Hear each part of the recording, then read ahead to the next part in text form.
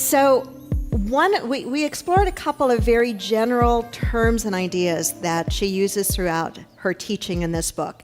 And one is that there is this meadow, if you will, that describes an internal state of peace that is always present with us. She uses the word meadow to refer to that centered place, that place of peace, that place of calm, that place of stillness, that is who and what we really are, despite the fact that sometimes, in fact, oftentimes, we don't go there. We don't experience it. And the reason we don't experience it is because of this other phenomenon that she calls the cloud bank.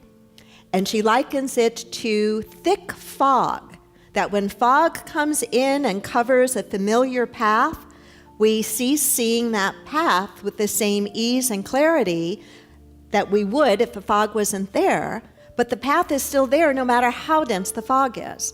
And then she describes the phenomenon of what we know to be true as well, that it is the storyteller within us that is creating this cloud bank that's keeping us from seeing clearly the meadow or experiencing the meadow.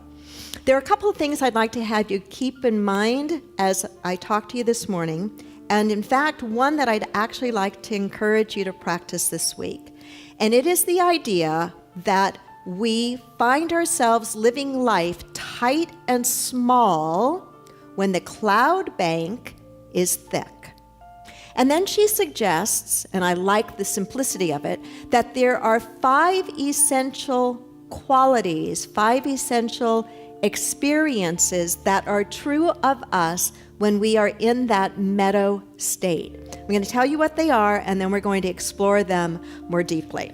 So they are flow, spaciousness, light, love, and stillness. I'll say it again.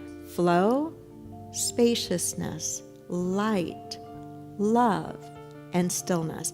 These are the essential aspects or essential qualities of our inner being. So we're going to look at the first one, flow.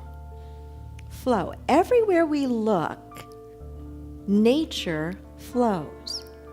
Think about rivers flowing from the mountains. Think about the flow of blood in your body. And think about what happens when flow is obstructed. A great deal of physical disease is a result of obstruction in the body.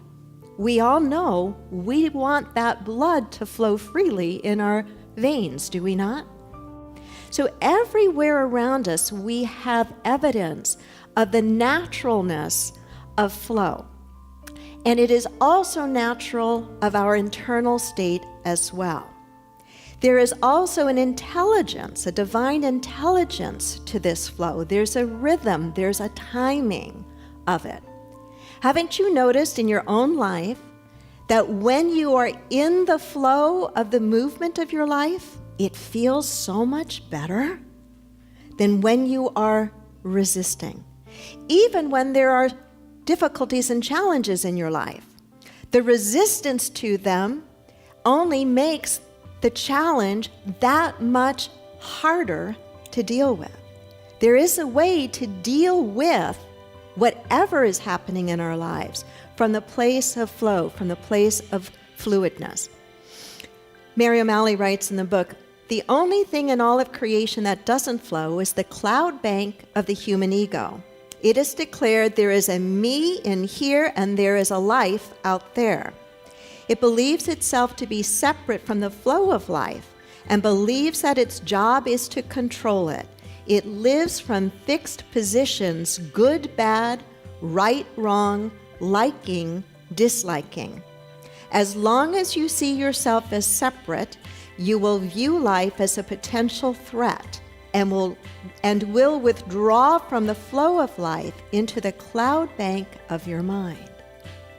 So the invitation then is to pay attention to the way we are living our lives and to ask ourselves, am I living from this place of flow? And if I am not, what is the story that I am telling myself in the moment that is keeping me, tight and small and constricted.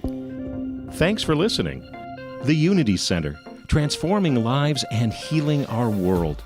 Check us out Sundays at 9 and 11. Many people enjoy Reverend Wendy's talks and meditations and aren't able to attend the Unity Center in person. If you're part of our extended family from around the world and would like to help support the Unity Center, please go to our website or download our free app, which offers even more ways to connect with the Unity Center. Namaste.